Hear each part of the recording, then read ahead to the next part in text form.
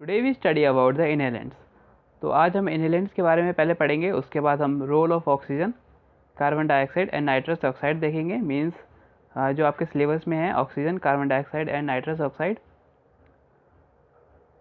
फिर हम individual gases को देखेंगे, oxygen, carbon dioxide and nitrous oxide. So सबसे पहले हम स्टार्ट करते हैं कि इनहेलेंट्स होते क्या हैं। इनहेलेंट्स वो ड्रग या केमिकल होते हैं जिसको हम वेपर की फॉर्म में एडमिनिस्टर करते हैं। तो कुछ एनेस्थेटिक्स जैसे कि लोकल एनेस्थेटिक या जनरल एनेस्थेटिक्स ऐसे होते हैं, उनको हम एडमिनिस्टर करते हैं by inhalation to induce anaesthesia.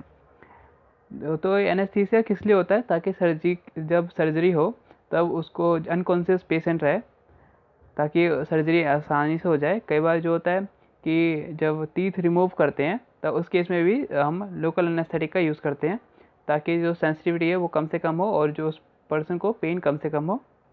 So here it is written there that inhalants are the drug or chemical which is in vapor form, which are inhaled in the body. Drugs such as anesthetics in vapor form are administered by inhalation to introduce anesthesia. It is written there. Why we use these inhalants? Because it produce some pharmacological action और physiological action. जो physiological action होता है वो depend करता है कि हम जो भी इनहेलेंट का यूज़ कर रहे हैं, जैसे कि कोई भी गैस है, वो कौन सी गैस है, उसको किस कंसनट्रेशन में यूज़ कर रहे हैं। अगर वो हायर कंसनट्रेशन है तो उसका इफेक्ट अलग होगा, और अगर वो लो कंसनट्रेशन में है तो उसका इफेक्ट अलग होगा। और जो पेशेंट की क्या कंडीशन है, पेशेंट की जो कंडीशन है वो भी बहुत ही ज़्यादा फ़र्क लाती है हमारे जो इनहेलेंट्स किस तरह का यूज़ करना है उसमें। तो यहाँ पे लिखा है रोल ऑफ ऑक्सीजन, और उससे पहले यहाँ पे there is a point that the similarly inhalation of gases cause change in physiological functions means the physiological function will alter by use of these inhalants, then it bring about the physiological action। तो सो जो physiological action होता है वो भी change हो सकता है। It depends on कि हम किस तरह की गैस यूज़ कर रहे हैं। अगर वो कार्बन डाइऑक्साइड है या ऑक्सीजन है या नाइट्रस ऑक्साइड है या कोई और गैस है, तो उस पर डिपेंड करता है इट्स कंसनट्रेशन, कि हम किस कंसनट्रेशन में से यूज़ कर रहे हैं, और what is the condition in which they are use. So उस किस कंडीशन में उसको यूज़ कर रहे हैं। उसके बाद है यहाँ पे रोल ऑफ ऑक्सीजन। तो role of oxygen, oxygen play a very important role in the normal oxidative metabolism process in the cell. आपने ईटीसी पढ़ा होगा, इलेक्ट्रॉन ट्रांसपोर्ट सिस्टम। तो उसमें दिखाया गया था कि जो ऑक्सीजन की प्रेजेंस में ही एटीपी का प्रोडक्शन होता है। अगर एनारोबिक रेस्पिरेशन होगा तो उसमें जो एटीपी बनती है बहुत कम बनती है। इसलिए यहाँ पे लिखा है ऑक्सीडेटिव मेटाबॉलिज्म, कि ऑक्सीजन की प्रेजेंस में जब मेटाबॉलिज्म होता है, कैटाबॉलिज्म मतलब कि आपका जो ग्लूकोज है या कोई और कंपाउंड है उसका ब्रेकडाउन हो रहा है, उसका मेटाबॉलिज्म हो रहा है। Metabolism is the sum of all the reactions, it includes catabolism and anabolism both. So it mainly includes the catabolism. वहाँ पे ब्रेकडाउन होता है जिसमें कि ऑक्सीजन की रिक्वायरमेंट होती है, और उस ब्रेकडाउन से कार्बन डाइऑक्साइड का प्रोडक्शन होता है। तो ये सोच सारा है, ये ईटीसी इलेक्ट्रॉन ट्रांसपोर्ट सिस्टम में हमने पढ़ा है पहले ही। और यहाँ पे इसलिए ये लिखा है oxygen play a important role in the normal oxidative metabolism process in a cell. उसके बाद यहाँ पे लिखा है the transport of oxygen is carried out by haemoglobin. जैसे कि हमें पता है कि ऑक्सीजन जो है दो तरीके से ट्रांसपोर्ट होती है, जो वो 3% तो प्लाज्मा में होती है, और 97% 3% होती है प्लाज्मा में, और 97% होती है वो हीमोग्लोबिन में। तो उसको बोलते हैं ऑक्सी हीमोग्लोबिन। कुछ इस तरीके से ट्रांसपोर्ट होती है ऑक्सीजन कि 97% आपकी हीमोग्लोबिन के साथ, जिसे हम ऑक्सी हीमोग्लोबिन कहते हैं। तो यहाँ पे लिखा है कि haemoglobin with oxygen it forms oxy haemoglobin, और जो हीमोग्लोबिन ऑक्सीजन के बिना है उसको बोलेंगे डीऑक्सी हीमोग्लोबिन। तो जब ऑक्सी हीमोग्लोबिन फॉर्म होता है तब क्या होता है कि ये ले जाता है टिश्यू के पास हीमोग्लोबिन, और वहाँ पे जाके ऑक्सीजन को छोड़ देता है, और वहाँ से कार्बन डाइऑक्साइड को कैरी करके एल्वोलाई पे आता है, और एल्वोलाई पे कार्बन डाइऑक्साइड को छोड़ देता है। It's because of the difference in the partial pressure. या अगर हम इन्वायरमेंट की बात करें तो इन्वायरमेंट में जो है 21% ऑक्सीजन है, जस्ट एक मिनट, 21% ऑक्सीजन है, और जब इसका पार्शियल प्रेशर निकालते हैं, PO2 निकालते हैं, तो वो होती है 159। और जब हम लंग्स की बात करते हैं तो लंग्स में होती है 104। तो जो 159 से 104 जो है, अगर हम इन्वायरमेंट की बात करते हैं 159 होती है partial pressure of oxygen PO2, और अगर हम उसमें लंग्स की बात करते हैं तो इसमें पार्शियल प्रेशर ऑफ ऑक्सीजन होता है 104। तो ये लंग्स में, इन्वायरमेंट से लंग्स में जो ऑक्सीजन का ट्रांसपोर्ट होता है, क्योंकि पार्शियल प्रेशर ऑफ ऑक्सीजन जो इन्वायरमेंट में 159 है और जो पार्शियल प्रेशर ऑफ ऑक्सीजन है लंग्स में 104 है। अगर हम ये 159 कैसे निकालते हैं, वो है 21% जब ऑक्सीजन है इन्वायरमेंट में, 21% ऑक्सीजन है, इसका मतलब यह है कि जो 21% ऑक्सीजन है उसका the partial pressure of all the gases जो होता है 760 mm ऑफ Hg के बराबर। अगर हम इसका 21% निकालें, 21 इंटू 760/100, तो ये कुछ निकलता है 159। तो इस तरह की कैलकुलेशन होती है। तो यहाँ पे लिखा है number of factors affect the formation and dissociation of haemoglobin. ये हमने बोर्स इफेक्ट में पढ़ा था कि बोर्स और हेल्डेन इफेक्ट में क्या होता है कि डिसोसिएशन और एसोसिएशन कर्व होता है, अपने 12th में ही पढ़ा होगा कि कुछ सिग्मोइड कर्व होता है, कुछ ऐसा इस शेप का कुछ कर्व होता है, ऐसा कर्व होता है जिस सिग्मोइड कर्व, जिसमें कि डिसोसिएशन और एसोसिएशन का पता चलता है, जो कि होता है प्रोटॉन की वजह से, पीएच की वजह से, टेम्परेचर की वजह से। तो इन कंडीशंस की वजह से जो है फैक्टर्स अफेक्ट करते हैं फॉर्मेशन और डिसोसिएशन ऑफ हीमोग्लोबिन। उसके बाद लिखा है कि oxygen supply is needed in condition such as asphyxia और anoxia. It is mainly known as hypoxia. Hypoxia is a low oxygen concentration after that. अब हम देखते हैं रोल ऑफ कार्बन डाइऑक्साइड। हम तो सोचते हैं कि कार्बन डाइऑक्साइड जो है वो जब मेटाबॉलिज्म होता है तब रिमूव हो जाती है और उसका कोई रोल नहीं होता, लेकिन जो एक्चुअली में हर एक कंपाउंड का अपना यूज होता है। Role of carbon dioxide is there that the carbon dioxide readily absorb and carried by blood both in cells and plasma. हम सबको पता है कि कार्बन डाइऑक्साइड जो होता है वो 3 तरह से ट्रांसपोर्ट होती है बाय प्लाज्मा, 3% 7% प्लाज्मा की फॉर्म में, और हीमोग्लोबिन से भी ट्रांसपोर्ट होती है जो कि होती है 20 से 25%। It is written in the NCERT। And जो 70% होती है वो बाइकार्बोनेट की फॉर्म में होती है। तो it is written here that it is readily absorbed and carried by blood both in cells and plasma. It is also produced in the body during metabolism process. We all know that when there is a metabolism process, oxygen is utilized and carbon dioxide is produced. Large quantity of carbon dioxide is eliminated by lungs in exhaled air. We all know that how can the carbon dioxide is eliminated. It is mainly eliminated by the lungs in exhaled air. In plasma excess carbon dioxide is present in the form of carbonic acid. क्या होता है कि जब carbon dioxide water के साथ मिलती है तो वो बनाती है कार्बोनिक एसिड।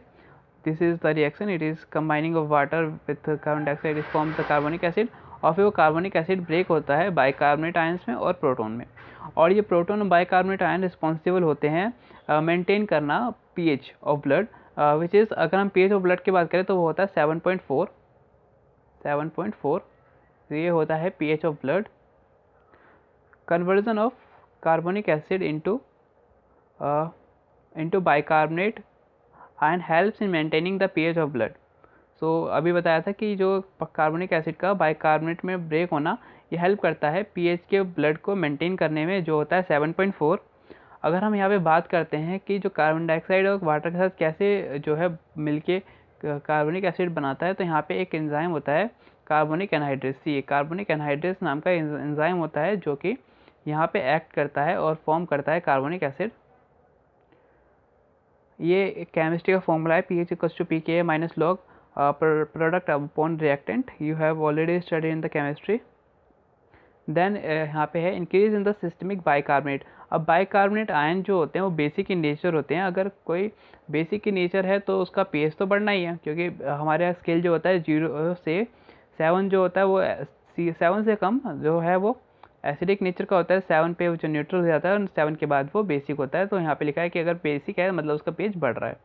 सेकंड है, अगर उसमें कार्बोनिक एसिड बनता है, कार्बोनिक एसिड नाम से ही एसिड है, अगर एसिड है तो उसका pH जो है 7 से कम होगा, मतलब pH कम होगा, result in decrease in the pH of blood. तो ये तो था हमारे पास कार्बन डाइऑक्साइड का यूज़ कि ये मेंटेन करता है पीएच ऑफ ब्लड। उसके बाद ये है कि ये एलिमिनेशन कैसे होता है कार्बन डाइऑक्साइड का। तो यहाँ हम देखते हैं, सबसे पहले कार्बन डाइऑक्साइड जो फॉर्म होती है सेलुलर मेटाबॉलिज्म में, मतलब कोई भी मेटाबॉलिज्म हो रहा है कार्बोहाइड्रेट प्रोटीन का, तो वहाँ से जो कार्बन डाइऑक्साइड है वो रिलीज़ हो रही है। जैसे कि हमने ग्लूकोज में पढ़ाया था कि 6 कार्बन का जो मॉलिक्यूल होता है ग्लूकोज, वो ब्रेक डाउन होता है, लास्ट में ETS में जाकर कार्बन डाइऑक्साइड ही फॉर्म होती है। तो ये टिश्यू में था, टिश्यू से क्या हुआ, हीमोग्लोबिन से प्लाज्मा में ले आया। अब प्लाज्मा में जब लाया तो कार्बन डाइऑक्साइड वाटर के साथ मिली और इसने बना दिया कार्बोनिक एसिड। इसने बना दिया कार्बोनिक एसिड जो कि ब्रेक होकर बाइकार्बोनेट आयन दिए। अब क्या होता है, हीमोग्लोबिन से जब हाइड्रोजनेटेड हीमोग्लोबिन से ऑक्सीजन बाइंड करती है तो बनाता है ऑक्सी हीमोग्लोबिन, हमने पहले पढ़ा है। और जब ऑक्सी हीमोग्लोबिन बनता है तो जो प्रोटॉन था यहाँ पे वो रिलीज़ हो जाता है। अब जब ये प्रोटॉन यहाँ पे रिलीज़ हो गया, जस्ट एक मिनट, तो यहाँ पे प्रोटॉन रिलीज़ हो गया, तब उस प्रोटॉन को और बाइकार्बोनेट आयन को जब हम ऐड कर देते हैं तब बनता है कार्बोनिक एसिड। और फिर कार्बोनिक एसिड ब्रेक होता है वाटर और कार्बन डाइऑक्साइड में, क्योंकि यहाँ से ऑक्सीजन आई थी इसलिए जो हीमोग्लोबिन था वो ऐड हुआ था, हाइड्रोजनेटेड हीमोग्लोबिन कन्वर्ट हुआ था हीमोग्लोबिन ऑक्सी हीमोग्लोबिन में। तो जब यहाँ पे अलग हो जाता है वाटर और कार्बन डाइऑक्साइड, तो कार्बन डाइऑक्साइड यहाँ से एलिमिनेट हो जाती है और जो यहाँ पे ऑक्सीजन इसने बाइंड करी थी वो अब सेलुलर प्रोसेस के लिए टिश्यू में चले जाती है, बाई किससे, हीमोग्लोबिन उसे बाइंड करके वापस ले आता है। तो दिस इज़ द मैकेनिज्म। सबसे पहले क्या हुआ, कार्बन डाइऑक्साइड जो है सेलुलर मेटाबॉलिज्म प्रोड्यूस हुई वो प्लाज्मा में गई, यहाँ पे जो हीमोग्लोबिन ही ले जा रहा है या वो बाइकार्बोनेट की फॉर्म में आ रहे हैं, तो वहाँ पे उसने कार्बोनिक एसिड बनाया, फिर बाइकार्बोनेट। अब क्या हुआ, इधर से लंग्स से जो है ऑक्सीजन आ गई, ऑक्सीजन आने से जो हाइड्रोजनेटेड हीमोग्लोबिन था वो कन्वर्ट हो गया ऑक्सी हीमोग्लोबिन में और हाइड्रोजन निकल गया, we can say its proton निकल गया। और प्रोटॉन जब ऐड हुआ बाइकार्बोनेट आयन से तो उसने कार्बोनिक एसिड बनाया और कार्बोनिक एसिड ने फिर से उसे ब्रेक करके उसमें वाटर और कार्बन डाइऑक्साइड बनाया, जो कार्बन डाइऑक्साइड लंग्स में चली गई और जो ऑक्सीजन थी वो वापस सेलुलर प्रोसेस के लिए दोबारा आ गई। तो this is the transport mechanism of carbon dioxide and water in tissue, plasma और we can say it bloods और and lungs. so this is the mechanism of oxygen carbon dioxide transportation. Then we have to discuss about the oxygen. Oxygen, as we all know that the oxygen play a very important role. It is an important constant of air. Air का एक बहुत important constant है, oxygen हमारे लिए बहुत important है। It constitute over 21%। हमने अभी ये पार्शियल प्रेशर ऑफ ऑक्सीजन देखा था कि जो होता है, जो हम 760 mm होता है गैसेस का, उसमें 21% निकाल सकते हैं। 21 इंटू 760/100 से निकलता है 159। According to the IP means Indian pharmacopoeia, oxygen contain not less than 99% volume by volume of oxygen with traces of other gases. अगर 99% हमारी ऑक्सीजन है तो जो 1% बचा उसमें आर्गन हो सकता है, नाइट्रोजन गैस हो सकती है या हाइड्रोजन गैस हो सकती है। अगर प्रॉपर्टी की बात करें तो प्रॉपर्टी अगर हमें इसकी जाननी है तो सिंपल है, ऑक्सीजन जो दिखती नहीं है इसका मतलब कलरलेस है, उसमें कोई ऑर्डर नहीं है, ऑर्डरलेस है। इट इज सोल्यूबिलिटी की बात करें तो soluble in water, alcohol. Chemically oxygen is oxidising agent, we all know. इन हम छोटी ही मतलब we all know that the oxygen is oxidising agent from earlier classes. अगर ये मेटल के साथ रिएक्ट करेगी तो क्या करेगी, अगर ऑक्सीडाइजिंग एजेंट है तो ऑक्सीडेशन ही करेगा। It form with oxygen when heated to form oxides, oxide बनाएगा। सल्फर के साथ sulphur dioxide, carbon dioxide carbon के साथ, और with phosphorus penta oxide P2O5 with ferrous oxide Fe2O3 and with magnesium oxide magnesium, it forms the magnesium oxide. This is the reaction and this is the property. Oxygen is this is the property we have studied. There is a note that the oxygen gas for medicinal use should not contain impurity of carbon monoxide, क्योंकि अगर impurity होगी carbon monoxide की, और हम सबको पता है कि कार्बन मोनोऑक्साइड की जो बाइंडिंग है हीमोग्लोबिन के साथ वो 210 टाइम्स ज़्यादा होती है, 210 टाइम्स ज़्यादा होती है ऑक्सीजन से। और इसलिए अगर हीमोग्लोबिन से कार्बन मोनोऑक्साइड बाइंड कर जाएगा तब ऑक्सीजन बाइंड ही नहीं कर पाएगा और उसकी जो है ट्रांसपोर्टेशन बहुत कम हो जाएगा। So it is written over there that the oxygen for medicinal use should not contain impurity of carbon monoxide which is monoxide not more than 5 parts per million and carbon dioxide की भी जो binding होती है haemoglobin से वो बहुत ज़्यादा होती है, इसलिए हम उस कार्बन डाइऑक्साइड की इम्प्योरिटी को भी उसमें कंटेन नहीं करना होगा कि उसका सिर्फ ऑक्सीजन ही होना चाहिए। अगर हो भी हो कार्बन डाइऑक्साइड तो 30 पार्ट्स पर मिलियन से ज़्यादा ना हो। Widely use in the treatment of hypoxia. Hypoxia क्या होता है कि low oxygen concentration at high altitude, mainly ये होता है, लेकिन ये बहुत रीजन से होता है, जैसे कि हिस्टोटोनिक हाइपोक्सिया। उसमें क्या होता है कि साइनाइड की पॉइजनिंग हो जाती है, इस्केमिक हाइपोक्सिया, अगर उसमें क्या होता है कि जो आर्टरी होती है उसमें कोलेस्ट्रॉल या कुछ और डिपॉजिट हो जाता है, तो इस्केमिक हाइपोक्सिया ऑक्सीजन की कमी होने को हाइपोक्सिया कहते हैं mainly. Anoxia treatment arises due to the inadequate oxygenation of blood. अगर हम ब्लड में ऑक्सीजन को प्रोवाइड करेंगे तो एनोक्सिया ट्रीट कर सकते हैं। Useful in the carbon monoxide poisoning, as I told you the carbon monoxide poisoning is known as histotoxic hypoxia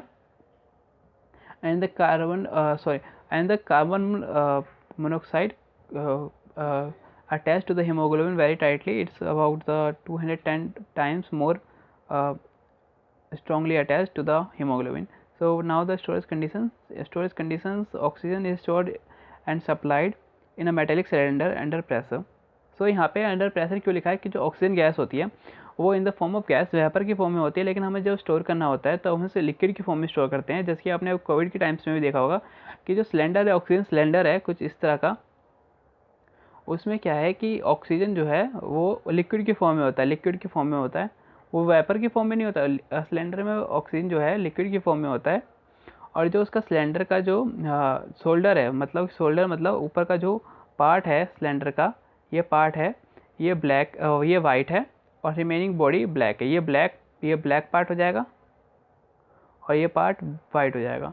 तो ऐसा सिलेंडर का मतलब सिलेंडर होना चाहिए, उस पर कलर जो होना, ताकि हम दूर से पता लगा सकें कि वो किस चीज़ का सिलेंडर, उसमें ऑक्सीजन भरी है, कार्बन डाइऑक्साइड भरी है, क्या है उसमें। और उस पर नेम ऑक्सीजन और सिंबल O2 लिखा होना चाहिए शोल्डर पे, मतलब ऊपर की तरफ, ताकि हम उसे, अगर कोई इंसान को ये नहीं पता कि कलर से देख के कि कलर से बता नहीं पा रहा कि वो किस उसमें कौन सी गैस भरी है, तो कम से कम पढ़ के तो बता सकता है। उसके बाद हम देखते हैं कि प्रिपरेशन क्या है by fraction of liquid air. हम क्या करते हैं, जो लिक्विड एयर होती है, एयर में बहुत सारे कंस्टेंट होते हैं, उसको प्योरीफाई करते हैं। Purified air is compose to get liquid air. हम उस एयर को प्योरीफाई करते हैं और एक लिक्विड एयर बनाते हैं।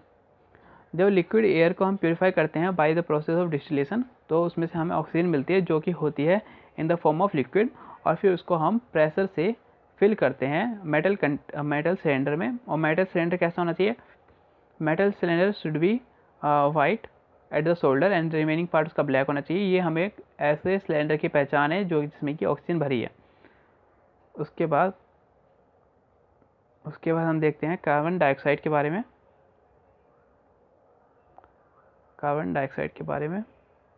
कि कार्बन डाइऑक्साइड क्या है। It contains not less than 99% volume by volume of carbon dioxide. जैसे कि हमने पहले पढ़ा था, ऑक्सीजन के केस में भी ऐसा था और यहाँ पे कार्बन डाइऑक्साइड के केस में भी ऐसा है। उसके बाद हम प्रिपरेशन देखते हैं। It can be prepared by calcium carbonate. Calcium carbonate को अगर हीट करेंगे तो हमें कैल्शियम ऑक्साइड और कार्बन डाइऑक्साइड मिलेगा। एक और है कि हम इसको हम बाइकार्बोनेट को, सोडियम बाइकार्बोनेट को हीट करके भी गेन कर सकते हैं, which is what we get the sodium carbonate and carbon dioxide and water. तो यहाँ से हमें कार्बन डाइऑक्साइड मिल जाएगा दोनों केसेस में, by calcium carbonate and sodium bicarbonate से। अगर हम प्रॉपर्टी की बात करें तो हमें जैसे कि कार्बन डाइऑक्साइड भी दिखती नहीं है, तो इट इज़ कलरलेस, और ये भी ऑर्डरलेस है क्योंकि इसकी भी कोई स्मेल नहीं होता। तो उसके बाद सॉल्युबिलिटी की बात करते हैं तो it is soluble in water. Oxygen जो है, कार्बन डाइऑक्साइड जो है, अब वाटर के साथ, जैसे हमने पहले ही पढ़ा है कि वाटर के साथ फॉर्म करता है कार्बोनिक एसिड, और फिर कार्बोनिक एसिड ब्रेक हो जाता है बाइकार्बोनेट आयंस में। अगर हम बात करें कि ये कैसे ट्रांसपोर्ट होता है, 3 तरह से ट्रांसपोर्ट होता है कार्बन डाइऑक्साइड। पहला जो है वो सिंपल प्लाज्मा से 7% होता है। उसके बाद जो हीमोग्लोबिन से ये 20 से 25%, और लास्ट जो है सबसे ज़्यादा क्वांटिटी में होता है बाइकार्बोनेट से, जो कि है 70%। अब इसके यूज़ करते हैं, ये रेस्पिरेटरी स्टिमुलेंट की तरह यूज़ होता है। When inhale it stimulate the respiratory and CVS centre. CVS का मतलब क्या है, CVS का है कार्डियोवैस्कुलर सेंटर। हमें एक बात और यहाँ पे ध्यान रखनी है, जो रेस्पिरेटरी रिदम सेंटर होता है या कीमो सेंसिटिव रीजन होता है, जो कि लोकेटेड होता है आयोटा पे या वेगस नर्व पे, 10th वेगस नर्व पे, उसके लिए सिर्फ कार्बन डाइऑक्साइड और प्रोटॉन ही एक इम्पॉर्टेंट रोल प्ले करते हैं रेस्पिरेशन में, जबकि इनसिग्निफिकेंट रोल है ऑक्सीजन का। मिक्सचर ऑफ कार्बन डाइऑक्साइड होना चाहिए, उसमें ज़्यादा से ज़्यादा 5 से 10% ऑक्सीजन हो सकती है। Useful in the treatment of carbon monoxide poisoning में कार्बन मोनोऑक्साइड को ट्रीट करने में ये हम यूज़ करते हैं। उसके बाद use in beverages industry for the preparation, soft drink को प्रिपेयर करने में भी यूज़ होता है। ये क्या कहते हैं, कई बार क्या होता है जब हम IV देते हैं उस केस में डिस्प्लेस करता है एयर को, और स्टोरेज की बात करते हैं तो ये मेटल सिलेंडर में स्टोर होता है। सभी गैसेस जो हैं स्टोर होती है मेटल सिलेंडर में, कोई भी ऐसे किसी प्लास्टिक के सिलेंडर में या उसमें स्टोर नहीं करते हम, क्योंकि उसको अंडर प्रेशर स्टोर करना पड़ता है और इतना प्लास्टिक का जो है कोई भी मेटल सिलेंडर, वो प्लास्टिक का सिलेंडर हैंडल ही नहीं कर सकता उतने प्रेशर को। Cylinder should be painted grey. Shoulder जो है उसका सिलेंडर का, जो हमने अभी बताया था सिलेंडर कुछ ऐसा होता है, उसका शोल्डर जो है वो होना चाहिए ग्रे का, और उस पर रिमेनिंग पार्ट जो है ब्लैक, मतलब ये पार्ट जो हो गया ब्लैक हो गया और ये हो गया ग्रे, और उस पर सिंबल नाम होना चाहिए। क्या नाम होना चाहिए? उस पर होना चाहिए नाम कार्बन डाइऑक्साइड, सिंबल होना चाहिए CO2 का, is marked on it. So this is all about the carbon dioxide, and we have the last compound which is nitrous oxide according to your syllabus.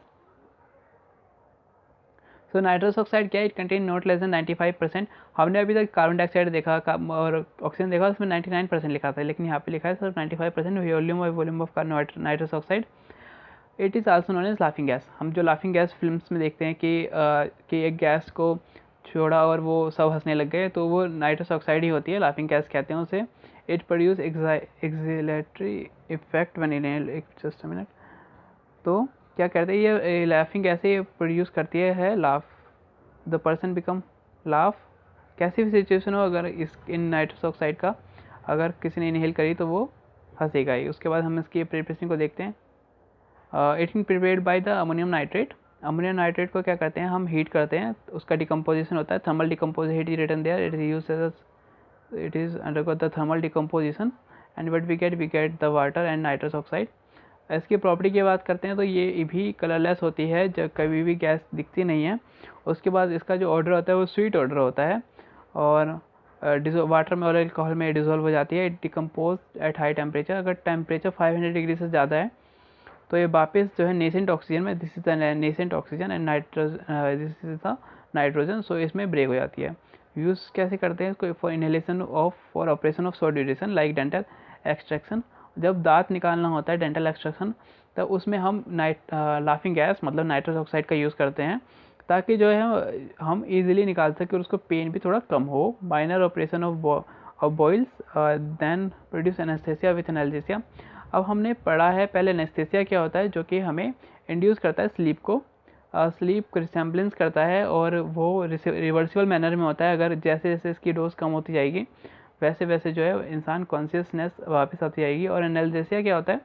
Analgesia ऐसे drugs होते हैं जो कि pen को कम करते हैं।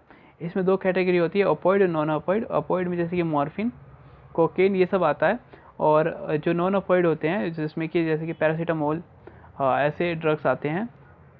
और nitrous oxide is given by inhalation in 60 to 80% और with oxygen 20 to 40% as required. या तो वो 60 से 80% नाइट्रस ऑक्साइड होगा और विथ क्या होगा, ऑक्सीजन, जो कि 20 से 40% हो सकती है, या आगे थोड़ा सा 25 से 30 भी हो सकती है, जिस तरह की रिक्वायरमेंट है उस हिसाब से। उसके बाद हम देखते हैं स्टोरेज और लेवलिंग के बारे में। तो it should be store in metal cylinder. अभी तक जितनी भी गैस थी वो भी सारी मेटल सिलेंडर में थी, और ये भी मेटल सिलेंडर में है, क्योंकि जो प्रेशर है वो कोई प्लास्टिक का कंटेनर उतना संभाल ही नहीं सकता। उसके बाद सिलेंडर इज पेंटेड ब्लू। उस सिलेंडर को हम पेंट करते हैं ब्लू से, और उसके ऊपर लेबल होता है नाइट्रस ऑक्साइड, और सिंबल होता है, सिंबल किस चीज़ का होगा? सिंबल होगा N2O ऑन द सिलेंडर। सो आज हमने क्या क्या देखा? आज हमने देखा कि सबसे पहले इनहेलेंट्स क्या होते हैं, रोल ऑफ ऑक्सीजन क्या है, ऑक्सीजन ट्रांसपोर्ट किस तरीके से होती है, पार्शियल प्रेशर ऑक्सीजन का कितना होता है, रोल ऑफ कार्बन डाइऑक्साइड के बारे में। उसके बाद हमने यहाँ पे मैकेनिज्म देखा ट्रांसपोर्ट कार्बन डाइऑक्साइड और ऑक्सीजन का, टिश्यू से प्लाज्मा में, प्लाज्मा से लंग्स में, तो इस तरह से हमने देखा। उसके बाद हमने ऑक्सीजन के बारे में पढ़ा। ऑक्सीजन में हमने देखा कि उसमें कितना परसेंटेज होना इन्वायरमेंट में है, और उसकी प्रॉपर्टीज़ के बारे में, यूजेस के बारे में। स्टोरेज कंडीशंस तो सबकी सेम ही थी, बस डिफरेंस ये है कि जो उसका सिलेंडर का कलर है, कलर बहुत मैटर करता है। हम दूर से देख के बता दें कि हाँ ये तो ऑक्सीजन का सिलेंडर है, या ये जो है कार्बन डाइऑक्साइड का सिलेंडर है, या नाइट्रस ऑक्साइड का सिलेंडर है, तो हम दूर से ही देख के बता सकते हैं। उसके बाद हमने उसकी प्रिपरेशन देखी कि हम इसको पहले तो सभी गैसेस में से ऑक्सीजन को एक्सट्रैक्ट करते हैं बाय डिस्टिलेशन, और फिर उसको फिल करते हैं मेटेलिक सिलेंडर में अंडर प्रेशर। तो जब अंडर प्रेशर हमसे फिल करते हैं तब उसमें